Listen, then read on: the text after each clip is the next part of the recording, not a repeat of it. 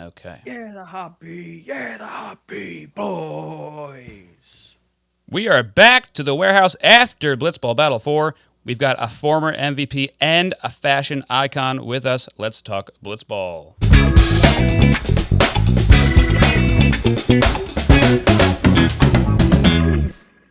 Welcome to the Blitzball Boys, the podcast about Blitzball and boys, but lately about men. I'm your co-host, Oh. Brendan Ruppel, along with my fellow host, Peter Del Rey. Hey, Brendan. Hey. We have, for the first interview of season 2, the third member of the Triple Handsome Club, Jake Storiale. Hey. Fellas, this is a little delayed. As you guys now know, pretty bad on Twitter DMs, and usually worse on Insta. Yeah. That when I saw you guys at the warehouse, I was like, hey, I was almost pissy at you guys, and I was like, I'm hearing everyone else is doing this, Where's my and invite? just that natural jealousy kicked in. So I'm glad we're scratching the itch today. Yeah, absolutely. And we're scraping the bottom of the think it barrel, was- but it is what it is. Yes. that is what it is. I think it was like at early on we were kind of like obsessed with like, let's get the right guest on at the right time. And it was like, oh, Jake is not really a middle of the interviews after Blitzball Battle 1 or even in like a ball and play interview. And then it just kind of became like, just fucking get anybody when we get them. Yeah. There you go. But we This cornered is a you and big we one. found you. We got that email, and we're gonna keep spamming you. It's in. It's as you guys have found out, it's a pretty dynamic email. It's very- It It's is. very It good. is. I never would have guessed it personally. It'll be Yeah. in the description for this episode. It'll be in the Hint. description. Hint. That and Noodle. whoa. So let's get into it, Jake. Well, we have the first annual the question. Oh. Yeah, can't forget that That's one. true. Forgot about that one. First one of season 2. We're going to start it off right. Jake, this is going to set the tone for the entire season 2 of Blitzball Boys. There So are let's right and see. wrong answers. Let's go. What did you have for dinner tonight? Ooh, so I went to there's a place Burritos y Mas. Oh, That's sushi. a little north of where I live. That's where I get my kind of Mexican food fix. When I lived in, I didn't realize at the time. You never do. When I was living in Dallas, I mean, my diet was 80% Tex-Mex. Probably not a joke. Yeah. And it was like the best Tex-Mex ever, and I didn't appreciate it. And it's oddly something New York City lacks, but it scratches the itch, and it's filling, and that's kind of all I ask. Yeah. Pedro Pascal famously said on Hot Ones, New York City doesn't have good Mexican food. Interesting. It's crazy, dude. I don't get it. I do not get it. Doesn't make any biggest melting pot city in the United States. Yeah. Can't- It says a can't lot that see one of my Tex-Mex. favorite Mexican places is in not upstate, New Paltz, New York. It's like, why is this where I like Mexican food? Doesn't make any sense. Dude, I think I had really good Mexican food in New Paltz, New York one time. Mexicali Blue ad. Dude, everybody Yes. I talk to, Yes. I know so many people who are like, yeah, I moved to New York City from up near Poughkeepsie. I've never had better Mexican Yeah. food than Mexicali Blue. Yeah, it in makes New no Paltz. sense. Yeah, I remember you Yeah, talking dude. about your trip up there, and it was like 2 years ago you went on that trip, and I was like, Yeah, I just missed it. I was like, oh, me and Peter went to school there. We should have given him Rex. Me, Jess, and Noodle went up there just for like a summer city escape weekend. And I think when we pulled into New Paltz, it was dinner time, kind of tired, not gonna like rip up the town, which by the way, love the town. Cute town. And we're just like, Mexican kind of safe. And the place was fantastic. Yep, nice little hole in the wall. Yeah, Oh. about the size of an office cubicle, but fantastic. Yeah, Okay. but now, great answer. I don't know if You you pass. know, for our ball and play, exactly 0 of our guests had dinner before recording with us. Yeah. Wow. So We were we're recording on the at right side around of 3 history. p.m., but I guess that's our bad. Yeah. That's tough. That's That's tough. tough. Now into Blitzball. Mm. Jake, you're known for your big personality. A personality where I would say is probably like 80% you, 20% a character you're putting on for content. When you and Jimmy lost against Dan and Jimmy. Oh, which one? World will never know. uh, we had probably one of the most real shots of your face after that happened. So I would just like to hear from you everything that kind of went through your mind from Jimmy setting up that pitch to you seeing that celebration right in front of you. Yeah, I can paint a unfortunately good picture of that. And man, I do want to jump in. I know you said it's 80-20. I guess there's a little bit of showman that kicks in when the cameras are on, but like you guys kind of saw, I'm Jake. Yeah. It Right. used to be our social guy Kyle. It used to be like the most backhanded, nice and rude thing he'd say, but he'd be like, "Oh, dude, I was talking to this guy the other day, big Talking Yanks fan, and I told him I'm like Jake actually is that way." And it's like, okay, dude, like what's that supposed to mean? But like I kind of am. But in Yeah. the warehouse, everything gets turned up a notch. Right. And that's that. But Like I think about like the ball and play drunk game. It's like it's not full Jakey. That's hey, when we're doing the warehouse behind the scenes in 20 years, I've got some more on that, but that's not for today. Okay. So you know, baggage, we'd have some tough performances, man. Like since Blitzball 1, and then I think even Blitzball 2, I think we beat Lovia's first game and we looked pretty good. Right. And then it's just been things fall apart, and I've had some awful outings. Jim had some awful outings. I forget. I think BB3, our heads were just in a different world. I think what was it, that Silicon Valley Bank that was like fake? We had like money with them. Oh, We I found remember you out. talking about this on We Morning. yeah recently. we found out like right before, literally like as we're going to the game, and you know it. I guess shit might sink. I'm pretty good at clearing my head, as you've seen from my friend James.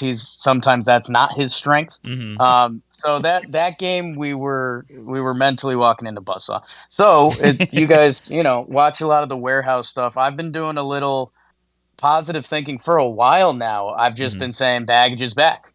Baggage is back. Yeah. Like just kind of willing it into existence. So we play the Plouffe brothers in the first game. We get an ugly win where I pitch and Jimmy hits. And then we lose to McFlurry, and I don't know. You know, it was warehouse a little bit. Could have got out of it better.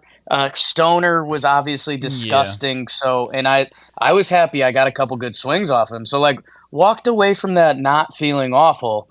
That when we got the Woogas matchup, it was like, you know what, we can do this. Like, you know, Dan's Dan. He's clearly the weaker link of the team, and he'd be the first to admit that. Could be hot or cold. Could be great. Could be just a mess. Yeah, and you know, Jimmy Norp. You know, Zoe got him pretty good in the warehouse, and it's like, hey, if we navigate this, like, this is a decent matchup for us. So, we do all of that. And I think we have like the classic baggage first inning where we get some action on the bases, but no big hit. And it's like, whatever. Right. Jimmy throws really well, and he's starting to feel good on the mound. And That's it's great. Yeah. all right, so let's go. And so it's, hey, you know, Dan's got a pitch. Let's battle versus Norp, and hopefully we can get to Rourke. And we do. We get the big inning we've been waiting for. Yeah. I get some good swings. Jimmy's kind of like whatever locked in gear he has. He was like, "Hey, dude, Dan's fastball is like right in your swing path." It was. Yeah. Boom. We put up the 5 spot. So we go to the next inning, and it's where I think me and Jimmy, for all the things we have similar, sometimes we need things laid out differently. He hit me instantly with the like, "Hey, dude, don't worry about it. If you give up 5, it's tied." And like, that's the last thing I want to hear before I'm pitching. Like, I want to hear like, "Hey, 0-0 game, dude. Don't let them score." Because I hear that, I'm like, I guess I'm giving up 5 then. I don't know. and then again, that's nothing to blame, because there was that ball that went off my hand that lands between us. There's a couple times Rourke had 2 strikes on him, and I couldn't put him away. So like, hey, you gotta wear that and give them a little credit at the same time. So it's extra innings, runner on second, and it's just like, with our extra inning rules with the free runner, it just feels like you need three, basically, because a 2-run homer can happen almost instantly. So Right. you feel like you need three. So in baggage fashion, we get one, and then we leave the bases loaded, and it's like, damn. Well, hey, we got one, and that's when me and Jimmy fully looked at each other and like, this is probably going to be really tough, and Yeah. I doubt it's going to happen. But I think there was a little like, let's have a little fun with it. Like we'd kind of been having fun again, and it was good, Yeah, it felt like it. and it was like, hey, this ain't looking good, but let's go out I'm swinging. picturing that shot of like I think you talking to Jimmy while he's crouching is like the moment Yeah. I'm picturing. Yeah, and I genuinely didn't know. I was like, do you want me to throw? Because at the same time, he'd been planting the seed of like, dude, Yeah. if we did script these tournaments, Dan Rourke is going to walk me Right. off. But he's got to overcome this at some point.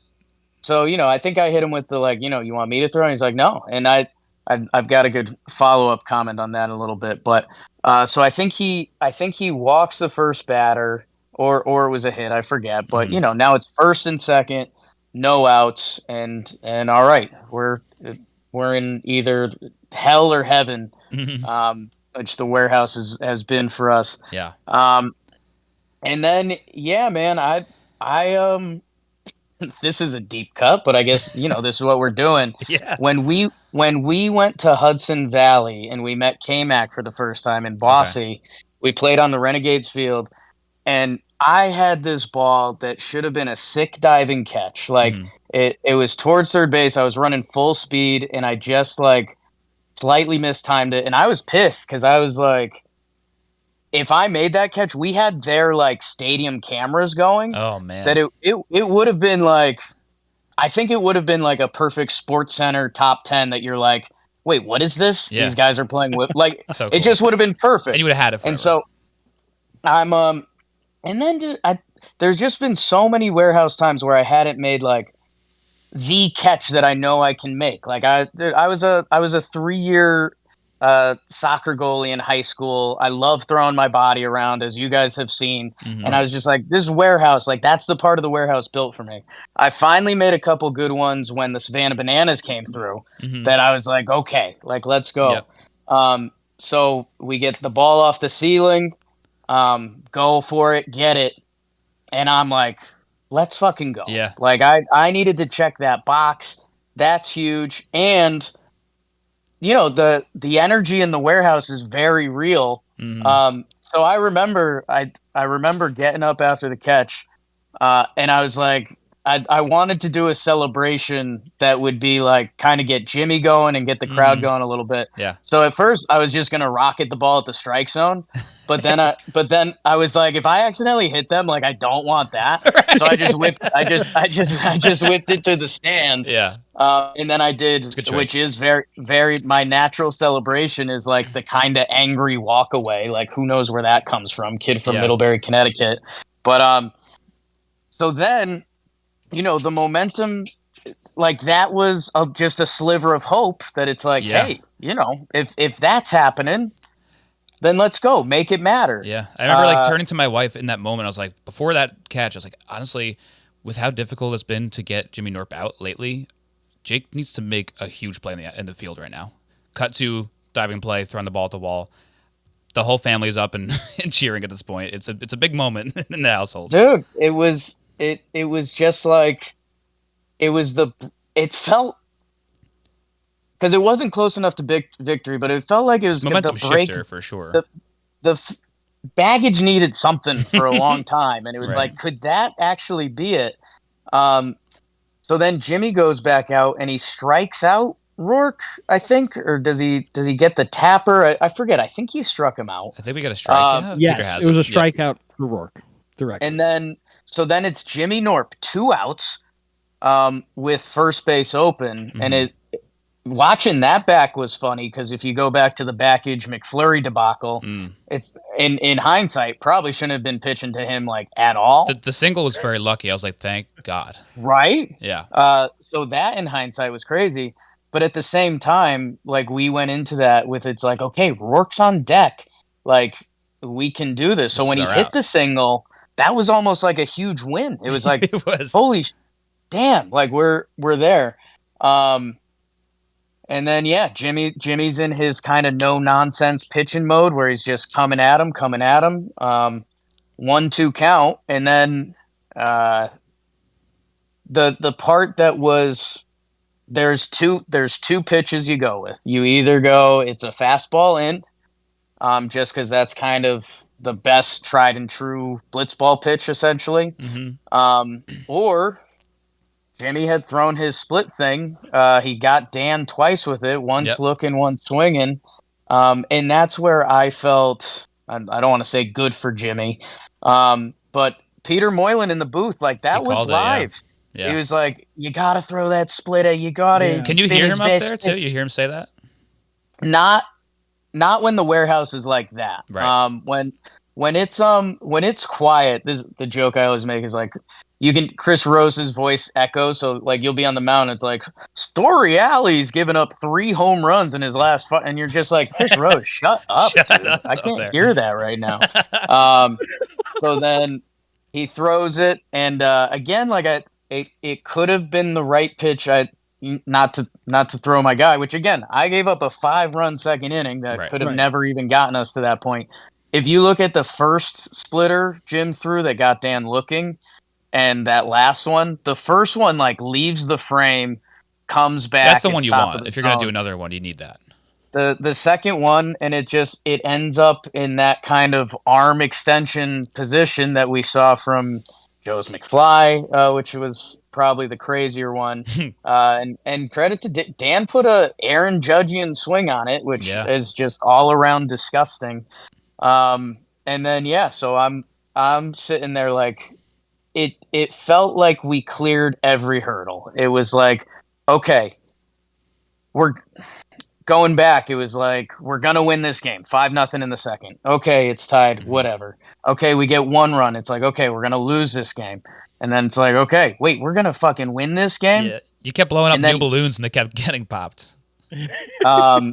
So to have it happen like that with 2 strikes, a pitch away, and like the conversation is just so crazy that, even if Rourke swings through that or tops it to me or whatever happens, like people would have genuinely been saying like, hey, Baggage is back. Like, can they beat Hook Line? And like we like the Hook Line matchup for us because both of us see Dan pretty well. That to instantly it's another Baggage disaster.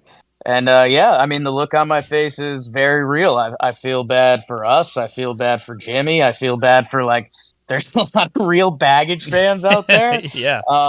That I was watching with my sweet Jessica, and she's hosting a work thing right now. That's why me and Noodle are locked in the room to scream to you guys. But she's we make a lot of content, and it's not necessarily what Jess would enjoy if she wasn't married to me. Right. She very much enjoys Moylan and Rose in the booth and just hearing them do their comedy show. That when the image of me popped up on the screen, she was like, "Oh my! Like I've never seen you boy. like that." So yeah, man, that was a very real emotion, and just I don't know, man. It not losing would have been okay. To lose like that and just have it happen again, and just the hope. It was insane. It was insane, and the energy in the warehouse after that was tough. It's scarring. Yeah, after all those Sorry times. for making you relive that. Hey, I mean, such great detail too. Yeah, thank you for that, but I'm sorry. Was that under 2 minutes, or did I? Yeah, you're good. You're good. Yeah.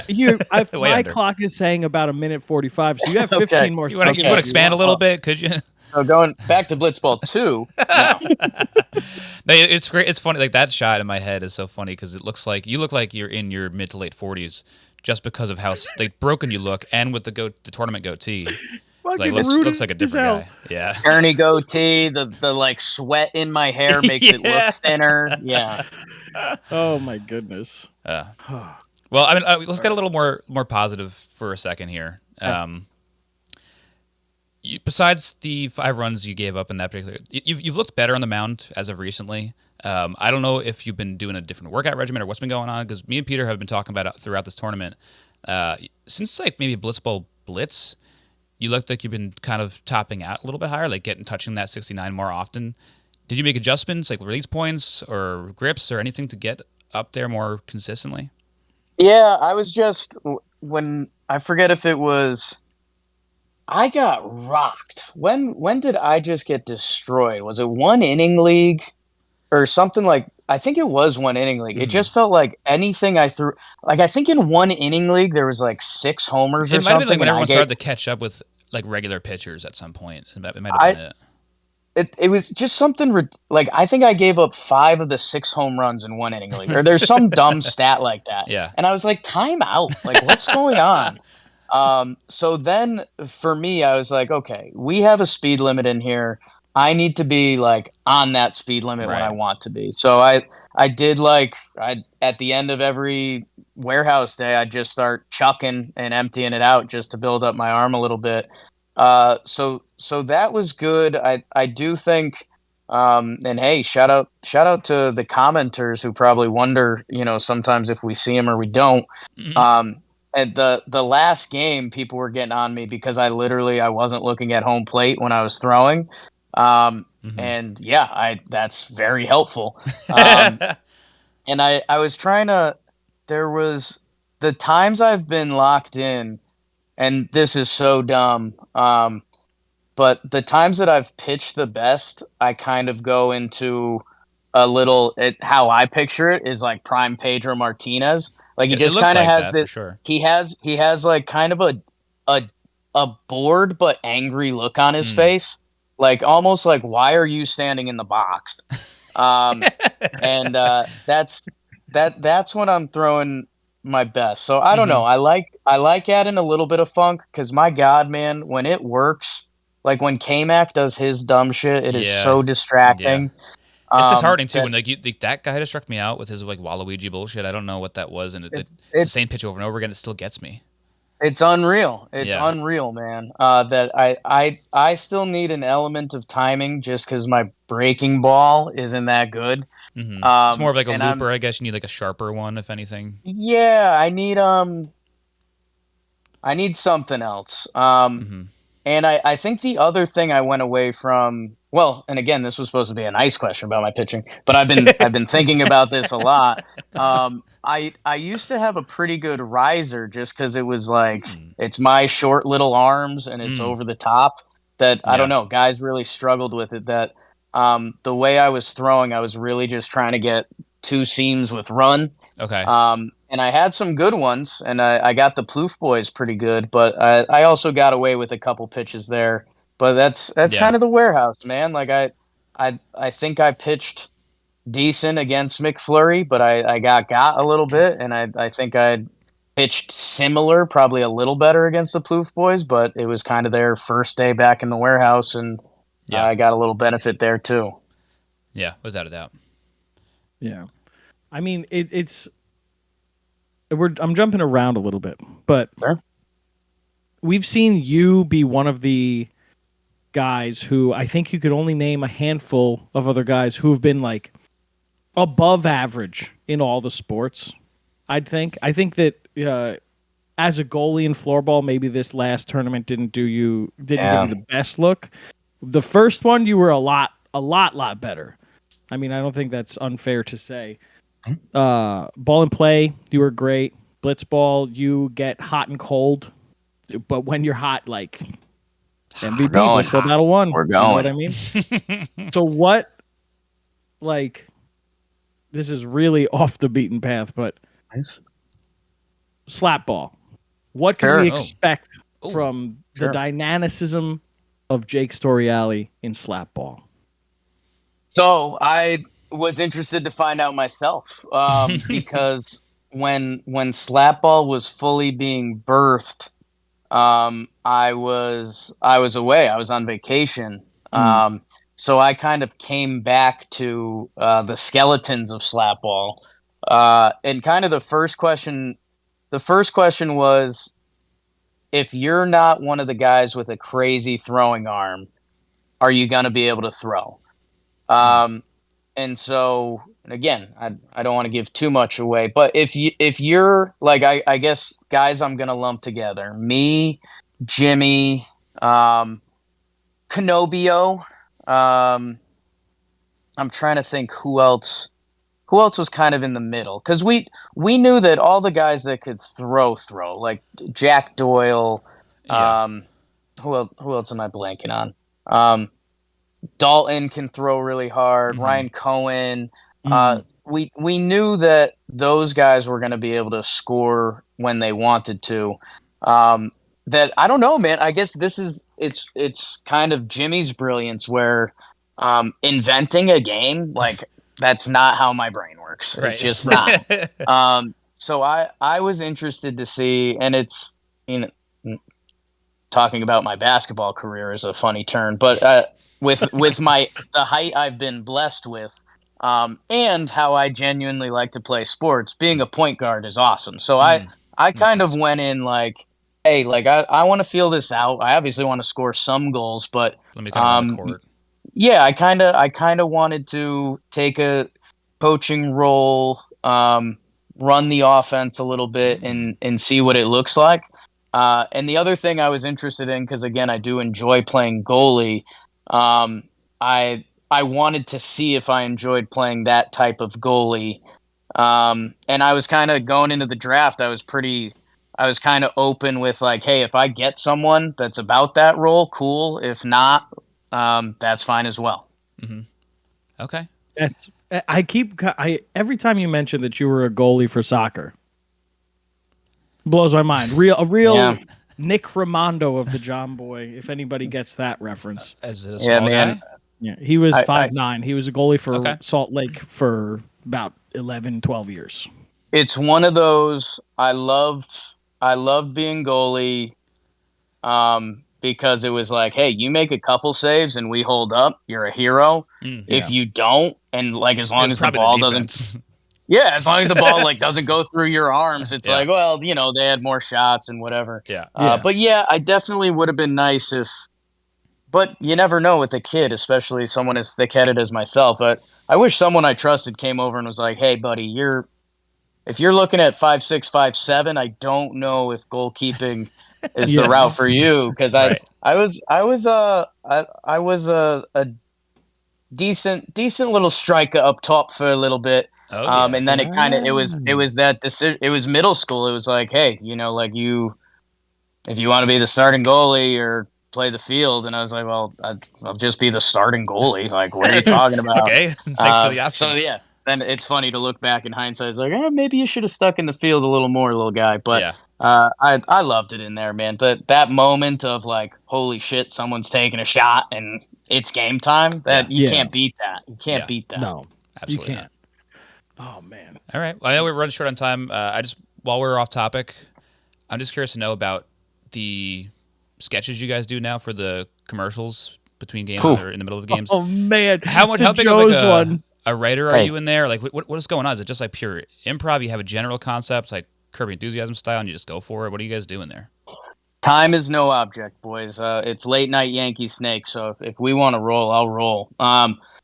Man, those have been a lot of fun. Basically, Sam, who runs everything, calendar invite me, John Boy, the We Got Ice guys.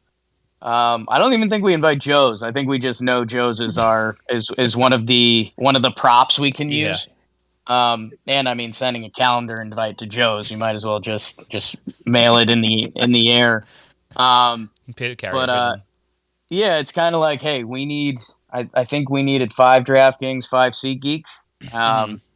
And it was, the SeatGeek idea came out, and the DraftKings idea came out, and it's like, hey, how can we do this in a fun way, and then how can we do this in a way that doesn't kill our editors and is still a good product? So it's a fun little workshop to see where we end up landing.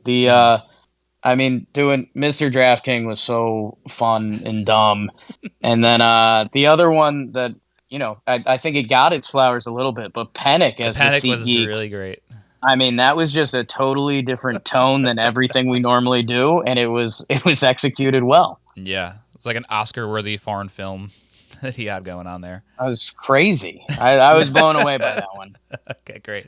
A lot of these ones are also really good because you keep in like the little chuckles and don't like the Joe's one when he drops the world famous line now that he's never lost a bet that he's won, and you're just like, what? Yeah, That's a good point. I mean, man, as someone who grew up on Saturday Night Live, I never actually went for like a comedy or skit class or whatever. Mhm. And for that moment, like me and Joe's going toe to toe, knowing that we're trying to get each other. So like when he has to stand, and I was like, oh no way, buddy. Like I could tell I got him there, and then when he was hitting me with the no better chances, it's like you're so dumb, dude. Yeah, man, that's a pretty fun hour in the office when it's brainstorm and let's do this. Yeah. So we've also seen you behind the booth, Studo, in terms of like the Code Names tournament and whatnot. Sure. Is there a world where, say, I don't want to put anything out there that shouldn't be out there, but say you're the one who gets relegated from Captain's League. Is there a world where you would say, I don't want to be a drafted player, get me in that booth because I got things to show there too? The booth is interesting. Chris Rose has laid down a he's got a lot of real estate up there for a lot of things. And I don't know, the one day there will be a sad baggage retirement ceremony, but that day's not soon. I'm not ready for that. I'm competing, man. It's actually, we've had a little warehouse breather just with the start of the season, and we went to spring training for Tampa. Yeah. But I think we're heading back this week for the first time, and yeah, it's getting the juices going. It's a little commute from where I live, so there's a couple times that I'm like, oh, warehouse today. I'm losing like 3 hours of my life, but. Right. And there's been questions about the air quality in there that might actually be losing 3 hours of our lives. But each time you go in there, dude, it's a shout out to our guy Canobio who just got a sick boxing gig, and we're stoked for him, and we're trying to keep him as involved in the warehouse as we can. People might not expect it from him because Dan's got a quirky personality, but Dan would always be the first one to sit. Like he'd send a 6 a.m. text. He'd be like, "Nothing better than a warehouse day," and that's old man Dan. But these kids, they don't. Sometimes they don't fully appreciate it, man. That when I was their age, I was putting on my khaki and my polo, and I was. Everyone was going, "Oh, Jake from State Farm." I didn't work at State Farm, but my name was Jake, and I wore khakis. Yeah. So that the warehouse days are a little better than that. Yeah. It's normal adults like us that don't have a warehouse to play in. It's like you envy it a little bit just because it's so hard to just get people together to play organized sports unless you join a league and you're like, hey, I want to play with you guys. I don't know any of you, but I'll just like show up. It's just not easy to do as a person in their 30s. And then half the guys there played in college, and you're like, I don't want to be here. Especially the skill level that you guys play with also is kind of perfect because you're all in like there's some people that are definitely like better. You have a Trevor here and there, of course, but like you also have like a pretty tight window of like skill, and you're all kind of growing together at the same time. So it's kind of a beautiful thing to watch. Yeah, that's the I think Colin Stone has us all just a little nervous. Like, hey, let's all right, dude. Yeah, like all that guy had to do was like try a little bit. Yeah, and he's such a dumb, sweet person. I say that in the best way. Yeah. But I was like, fuck, am I gonna have to learn how to throw like that? I was like, my arm doesn't move like that. And he just looks at me. He's like, "It's easy, man." And I was like, "No, it's easy for you, dude. You can literally throw it 100 miles per hour. I'm staying late to hit 68. So our arm action is just a little It's a little different. different. But yeah, man, and that's you guys got a taste of it, but it's again the vibes. I live somewhat close to Central Park. That I'll take Noodle there, and I'll see the guys playing baseball or softball, and I'm like, should I be not getting any younger? Like that would be a little bit of fun. But then also like I don't know, like you guys said, you're either gonna get matched up with the crop that's too competitive or the crop that's not competitive enough, and then Yeah. Right. I don't know. I can come in and either be the weird guy or the quiet guy. Like Yeah. it's the warehouse. Jimmy basically made his own intramurals. That's exactly it. Yeah. Yeah. That's what you're looking for at the end of the day. Yeah. It is. And it's awesome. And it's also weird to hear you say like back in my day because we're relatively close to the same age, Jake. And like it is really Peter's weird 19. to think about. I'm 19 years old. Yeah. Brendan's 45, so it kind of averages out. Right. No, I'm 31. But it is weird that when you like talk like it is great the kids don't know what it's like because Brendan lives on Long Island, I live in New Jersey. There was one day this past summer where like me and Brendan planned a day for him to come up and play blitzball at the park near my house, and it's like what got me through the week. Yeah, man. You know what I mean? Mm-hmm. So you Yeah, get man. there, there's like the kids playing basketball, like watching, and like you hear them laughing a little bit. It's like, look at these old guys. It's like, I don't care. It's This true. is what's been keeping me going. Yeah, So man. it's And fun. that's it's slap ball that again I'm always nervous because I'm not gonna give anything away, but Exclusive. slap Slapball, ball. when you won the tournament, you were saying. Right. Right. Slap ball encompasses the warehouse. Like it was invented for the warehouse. It's our game. It's nothing else. The boys love playing slap ball. When slap ball ended, like the crew was coming out and like let's do this. Like Mhm. Ronnie was going nuts for slap ball. Right. I think some and again I do call them kids, and for me it's a little bit 34 has stung a little bit. Like Yeah. 34 I'm feeling. Which we'll deal with that as we go. Yeah. But man, it's also like Dan Rourke is what 24, 23. Mhm. So it's I see a lot of those quote unquote kids every day. Yeah. I think during slapball I think they got a crew together just one Saturday and just like played. Right. Um, I think even BBD's So- mentioned like- to us, he's like, it's so fun to. I'm not sure how it's going to look on camera, how it's going to come together, but we Right. all loved playing it. So hopefully that at least comes through, if anything comes through. Well, it's that whole thing, right? Like, slapball is a derivation of European handball, which is essentially in the northeast of America, at least. I assume it's the same in Connecticut, was something that was only really played in gym class. So you have floorball where you're like, oh, yeah, I played hockey in high school. You have blitzball where people played baseball in high school. You have, or college even. You have ball and play where everybody was kind of on the same level. And then you have slap ball now, which is, like I said, a derivation of European handball, which was like, I don't know about you guys. In high school, it was huge. We had a whole 2 weeks of the year where we just had a European handball tournament throughout our school. I like helped get European handball started as intramural at college. Like everybody, whenever you ask them, oh, we went through a phase where we asked the people, what do you want as a warehouse sport next? I want to say 3 of the 5 people were like handball. Let's get this going. So I could totally understand what the draw is to this, because it's probably the first time some of you guys had played since high school. You know? Oh yeah, and I mean one of Jimmy's thing is always making it our own, and like for Blitzball, the warehouse makes it our own. Like that's if they came out with Blitzball the video game tomorrow, that would be one of the fields. Like I'm Yeah. picturing a Tony Hawk level. Yeah. And yeah, for slapball, it was finding the how do we make throwing right?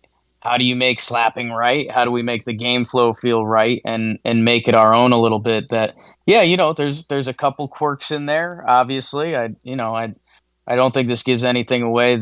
For anyone that followed our Bino, there's a freeze rule, that you can freeze someone who's got the ball in a tight area. I think you get two a game, which was a little bit of the you can use that to either try to get a turnover if you got someone in a bad spot, or a lot of end of the game try to get the ball back, kind of like our version of fouling in basketball. So figuring out that stuff is always nuts to me, and I guess the two the me and Jimmy archetype. Jimmy's trying to figure out everything for the first time, where I'm very much like, dude, we got to roll this out and see it, because that's the only way we're going to find out. Yeah. Right.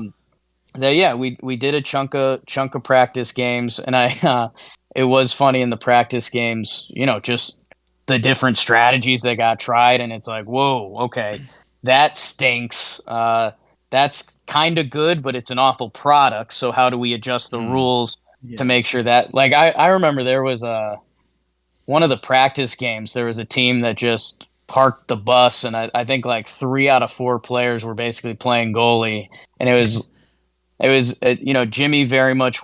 Jimmy wanted part of the game to be different, is like, hey, you don't need to assign a goalie. Like, if someone wants to get in net and make the save, knock yourself out. And that went on, but you had to learn like the goalie box and how everything worked. That we got it to a much better spot. Like, and visually, the other so thing you that don't was just like crowd the entire goal with like the entire team. Yeah, and the other thing that was funny during the practice days is that the ball has a little meat to it. That if you throw it full tilt 10, 15 times, you're gonna feel it. That, like, what's the consistency? Is it like I'm picturing like a spike ball? Like is it rubber like that, or not really? It's a little more nerfy. I'd say it's like kind of like a Nerf soccer ball type deal. Like the gator skin balls? I'm not fully familiar with the gator skin ball. Think of like a high school or middle school like dodgeball ball, not like the big red one, the one that's kind of more like foamy on the inside. That's got a little foamy to it. Doesn't have any bounce. I'd say it's comparable to that. Like, we could have played a version of dodgeball with that. But it was funny, like, like Jack Doyle wasn't really letting it eat, and Jimmy was almost getting frustrated, because he's like, that's going to be one of the main. There's 2 ways to score: throwing it or slapping it, and you guys aren't trying to throw it. And Jack was like, dude, we filmed a ton of wiffle ball videos. Like, my arm's tired. Like, it takes some gusto to throw this thing. Yeah, it's like a waterlogged baseball almost for him. Yes. So that the ball felt slightly waterlogged, not in a bad way. But so it was one of those things. We did some practice games, and we had an idea. And it's also, I think what really became fun is that the teams all kind of had a slightly different strategy. And going into the tournament, it's like, hey, I don't know what's going to work. Like, no one's ever played a slap ball tournament. So like knock yourself out, and we'll see. Love it. Okay, great. Peter, I have one more thing I want to ask before we let Jake go get more people angry on the internet with his outfits. I'm posting the judge pick. I'm still. You have to do it. You have to do it. So on this show, when we recap games, I'm the one that rips the burns. I write the burns, I rip the burns. I'm curious to know what your process is, because I know sometimes when the games end, like series ends, you guys are pretty much on the mics almost right away. How do you? Are you prepping stuff as the series goes along? Is it just like are you just a madman and just start writing furiously at the last pitch of the last game of the series? What's going on there? So, to be honest with you, the hardest part, and it's so kind of dumb, but usually what I've been doing is the last game of the series, while I'm watching it, I'll just have a laptop up in front of me and kind of go through it. Good way to relive the games, and you're still watching the other game. Right. For the big thing for me is the starting pitcher matchup and getting that down on paper. or laptop. And just because that's where it's going to start. And it's like, I'm going to introduce the pitchers, whatever joke is to be made there. And then, like, if I stumble into a theme, I'll just roll with it. Otherwise, yeah, man, it's a weird, it's like I won't say my version of freestyling, because there's times when I'll come up against something and I'm like, I need something Like trying to better. find a funny like thing for the last name or whatever is going to fit there. yeah. And it's I don't know, it's also for, we're on year 7 now of Talking Yanks or something like that, year 8. That, I always get nervous coming up on a new season, because it's like, okay, what I've used every Garrett Cole joke. Like Right. The longer they're to here, try the to more difficult. find a new J. Cole song, but it's even it's funny, and I like to think my not thinking is part of the beauty. But like the other day I said Oswaldo gets kinky and ties it up. I liked that one a lot. That was good. And for a long time, I've usually, every couple series I do like a good night out. We're tied up at 2. Yes. You have So some of your it was staples in just, there for sure. yeah, it was funny when I was typing that one out. I was like, wow, I've never done that, and it's the same joke. Yeah. So yeah, man, You're a poet. it's usually give myself a little time, and then God, doing a couple of the series last year when that team wasn't worth time. It was basically just like write down 2 starting pitcher names, the final score, Yeah, just ad really lib in the mail it in. middle, and God, Yeah. it was brutal. I man. literally found out that Volpe had the shits through your burn. I was like, I didn't realize that until you talked about it twice. Like, oh, I guess you really did. It wasn't just like a Schmidt the bad joke.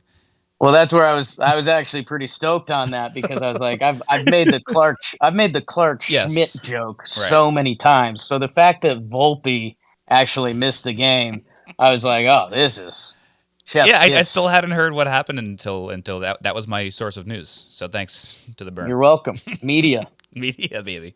Media. Peter, you got anything else before we head out of here? Thinking. Yeah, but it's jumping around a lot. That's all right. Let it rip. That's fine. Does it ever bother you when playing Blitzball? All right. Does it ever bother you when playing Blitzball that you and Jimmy kind of like it's a game time thing where it's like, who's going to be the pitcher today and who's going to be the batter? Do you want more? Because I know, like, I'm a Yankee fan too. I listen to Talking Yanks. Jimmy's huge gripe for what feels like the past 35 years has been the lack of consistency in the starting lineup. Like, does it ever bother you where it's like, all right, we both got to throw one pitch and then we'll find out who's doing what role today? It feels like, even I wasn't going nuts at the plate for a little bit, to speak modestly. And then, like, I don't know, I finally got pissed off enough. I was like, what am I doing wrong? And I kind of figured it out by the end, where like I was hitting well again. So I'm feeling good about that. But we never really messed with the batting order. But Right. pitching wise, yeah, and that was the funny thing coming into BB4. I had been pitching pretty good, and then I pitched really well against the Plouffe. That it was like, okay, like this is good, like this is all right, like let's go. And then yeah, man, I don't know, I don't know if it's karma or whatever it is, but baggage is best when Jim's pitching and I'm hitting. So like, I don't know. I think I still don't. I don't know if we know the recipe. Like, am I supposed to start and Jimmy's supposed to close? Am I supposed to close and Jimmy's supposed? That's I think the dream world I fell into for a little bit, especially as I started throwing harder, was like, hey, Jimmy goes out, he plays the mental games. He's making up pitches on the fly. He shuts him down in the first inning. We get a lead. I go in there, kind of, almost old school 90s baseball. Like, oh, here comes the closer who throws hard. Here comes and Rocky. I was like, this'll make sense. And again, it's unfortunate, just ridiculous that the 3 or 4 games have ended like that now. But it's also like I've got a weird pride that like I don't I don't even want to put him in that position. But Right. then it becomes like I don't know. Does he need to slay the dragon, or can I figure out something that doesn't put him in that position? Because he deserved to be on the mound. And this is, fellas, this is why podcasting is different, and Wrapping I've it always all liked back it. up. I told you I was going to come back to this. So after we give up, no, there's that green wall. Okay. Um, so after we give up the walk off, which is fair, um, you know,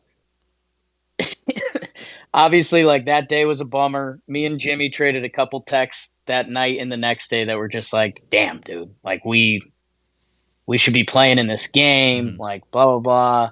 A little bit of like it. We kind of had it, which is good, but this also sucks. Blah blah blah. Jimmy, like I would say 2 minutes after he gave up that homer, was on his laptop editing, just like escape the world. Yeah, let me Like get out I of here. Let me go do what I like to just do. can't believe Yeah. that you know we me and Jimmy work together all the time, obviously. And it's every day at John Boy Media isn't just a festival of Mr. DraftKings ads. That we hadn't like talked blitzball in a while. That I didn't know where my guy's head was at.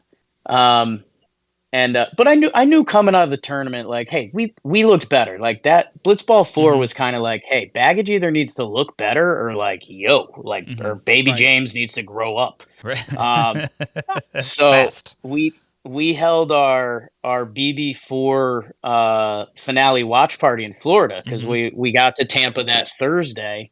And we were like, you know what? Screw it. Like, if we can find a place that'll host us and we can have people roll through and watch it. And by the way, event was awesome. Like It looks awesome. Yeah. we didn't know what we were getting into, because at first I don't know, it just seemed like a good idea. Like, hey, we're going to be why watching not? it, and we don't have any plans. Let's do this. And then we were like, is this just going to be Yankee fans that are just like hunting us out because we're in Tampa? And we were like, okay, so is this going to be weird? Like, are we going to be wanting to watch it? Literally awesome. Like the group of people that showed up, like a lot of diehard warehouse fans. It was awesome. Yeah, I saw It the was vlog. Everyone incredible. looked pretty locked in. Yeah, man, and it was everyone was awesome. Like we one of our company mottos is assholes stand out. And like there's probably 50 people there, and if 1 or 2 people was an asshole, they would have stood out in that environment, and nobody was. So that That's was great. incredible. Yeah. So anyways, so as the night's going on, Blitzball Aaron, the creator, is there.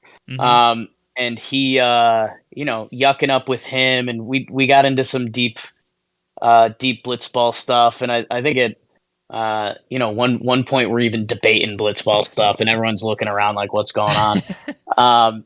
And then Jimmy, he hit him with like he's like, before the Rourke homer, I hadn't given up an earned run.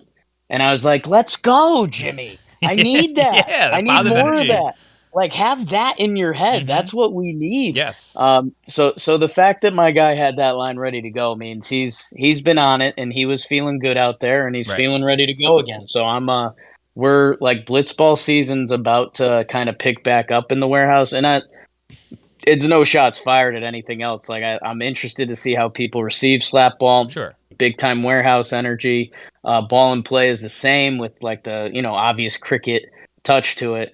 But blitzball's blitzball. Yeah. Like that's just Everyone kind of says it's like there's, it's the flagship. It's what everyone wants the banner of. First when and foremost. blitzball battle rolls through, and I see fucking Drew Davis with his stupid mustache, and like everyone and it's just like, okay, and it's a great group of people. It's a lot of fun, and I remember, what was it, I think after the second day, which the regular season sets up seeding, but you'd rather have a bad second day than a bad third day, because that means it's over. Drew Davis, I think he had like a meh game, and he was like so pissy. He was so He's a pissy. I was competitor, like, that what? kid. What's wrong with you, dude? But yeah, man, that's just the warehouse. Love it. So Yeah. That's good to hear about Jimmy, excited. especially. Like, I remember there's definitely been past tournaments where he's come out of it and been like, I don't know, maybe time for Baggage to hang it up. I don't know if we could even compete with these guys anymore. So his like sentiments after that devastating loss to be like, I pitched pretty good actually. I felt great. It's like that's a real positive thing to take out of it. Yeah. He's he's ready to go. All right, good. Dan was just sitting on that exact pitch. And there's no doubt in my mind, be it Blitzball Battle 5, 6, 7, whatever, hopefully 5, that Jimmy's going to get into a situation where it's like, oh, there's just enough runners on base for like Dalton to walk him off, and he's got 2 strikes on him, and he's going to get that 3rd strike, and the fucking community is going to explode. Absolutely explode, because it's gotten to the point where we're like, we're over it. We don't want to see this anymore. I mean, I hate that you even just said Dalton's name, because now I've got to erase that from my memory. There you go. But no, You're welcome. I think the thing, and the fact we were a pitch away from it is so frustrating. But when we win in the first round, because then it's let's see, 8-team bracket. Am I doing my math right? It would, if you win that first round game, you're semifinals, right? Because half the field's eliminated. Right. Okay. Sometimes I forget with our warehouse. You start in the quarters, yeah. So if Baggage wins their first playoff game, that means we're a game away from the championship. Like, pretty much. The Baggage energy is going to be like, it was already in the building. That was the sick part of Dan Rourke. If he swings through that pitch, like literally everyone at dinner that night would have been looking around like, shit, like I think Baggage has a chance. And that's all we want. That's it. That's all we want. Even before the pitch, I was thinking that. But to be honest, to be completely honest, once that second strike happened, I was like, fucking just give him the title now. It wasn't an out number 2. It would have been out number 3. But yeah. Peter, you were worried about the order of questions, and you nailed it. Way to go. Fuck, thank God. Way to go. Look at that. Thank goodness nobody knew I was worried. Cool. But thank you very much. Yeah, thanks for all your time, Jake. Really appreciate it. Yeah. You're the man. Hey, I appreciate you boys. I hope there's some good news for Baggage coming soon. Let's go the story as well. The story coming up. And I hope to see you guys soon. Absolutely. Yeah. You got anything to tell us about that isn't really out there besides like the fact that you're selling tickets to Mustard Stonehenge? Oh my God, Mustard Stonehenge. A day that changed the course of history. That was so good. No, man, I don't think we've got too many warehouse secrets. I think Slapball's. I think our release schedule is pretty high and tight. That whole season and playoffs is going to be in like a 3-week span, something like that. Okay. That could be completely wrong. But I think it's 3 games a week. Quick math, 6 games. Everyone. Anyways, you guys know that's not my strength. Yeah. So no, I think we've got another episode of Walking coming soon. Otherwise, dude, we're in crank mode. I'm excited. Baseball's here because. All right, easy with that, Jake. Okay. You can't be saying we're in crank mode. I mean, what do you think? Why do you think the camera's been up here the whole time? That's that perfect. Peanut butter away from Noodle. And we haven't seen Noodle in a while, have you? Where is that little fucker? Well, let's go Yanks. Absolutely. What a start to the season. Great coverage of that. It's I couldn't believe that really happened. I'm loving April already. So yeah, nuts. Great stuff. All right, I'm gonna go burn down the internet, guys. Sounds good. All right. Thanks, Jake. Appreciate you. Have fun. Thank you very much. We'll Peace. see you. Appreciate you, boys. All right, Brenda, you're still recording, Peter. right? Still rolling. What should people be drinking? Subtlety is a drink made by me. You can find it anywhere you can find the internet. Under your bed, up on the shelf, wherever you type in words into a search bar. That is thesubtlety.com. Use code HobbyBoys for $2 off your order of a 12-pack. The Hobby Boys is our, I guess I'll say our brother show, because it's more of a guy's day out, guys' night out. Our brother show, the Hobby Boys. Sister show, 2024. All right, fine, sister show. I do have three sisters. It's our sister show. You can find it anywhere you find your podcasts. It is a podcast about beer. We just finished recording our Malt Madness finale. That is our March Madness style bracket tournament. Peter can attest to this. It was the best ending to a tournament we've ever had. My God. It was incredible. It was a lot of fun. The energy was crazy. The back half of that episode.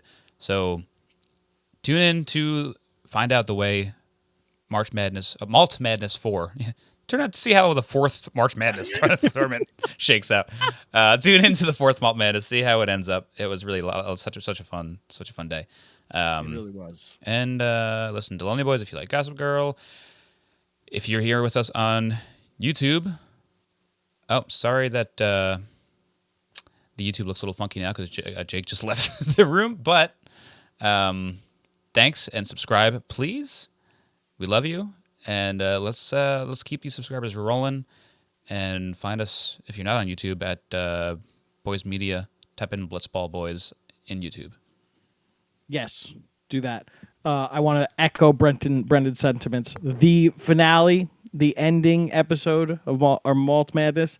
Go listen to the first 4 of the bracket if you haven't. You can listen to it at 2 times speed. It's fine. My episode is very, very good. I'll admit it. My episode is very good. When I listened to it, I was like, wow. Like, this is, I think, the first time I've ever been on Poppy Boys and been like, yes, I like yourself. what I did there. Good for you. You should. Listen to that. The finale, Brendan is not underselling it. There was, when we were voting on the winner, it was absolutely insane. We had a panel of 6 people. That was a draw. We went to the audience and we went to, how many? 9, I think it was. I think at the so. end of the day. Total votes. It was. Oh no, it wasn't 9. It was 11 people. It took to settle who would win the 4th ever Malt Madness. Crazy. It was absolutely insane. Everybody was screaming because we were not expecting what was going on. What? I think you're going to say it because everyone was trashed. Everyone was fucking trashed. Go listen. That's going to be on YouTube too, right? That'll be on YouTube. Absolutely. Go watch that on YouTube as well. I'm going to plug my brother Matthew Del Rey, 8th most attractive man on Nick's Twitter per the Nick's Twitter girls or ladies, whatever. I don't know what they call themselves. He's a very good boy. I love him so much. Give him a hug and kiss if you see him. God knows he needs it. Play Mega Man Battle Network. Other than that, Brendan, ask me the question. Got anything else you want to talk about? Nope. Bye. Bye-bye.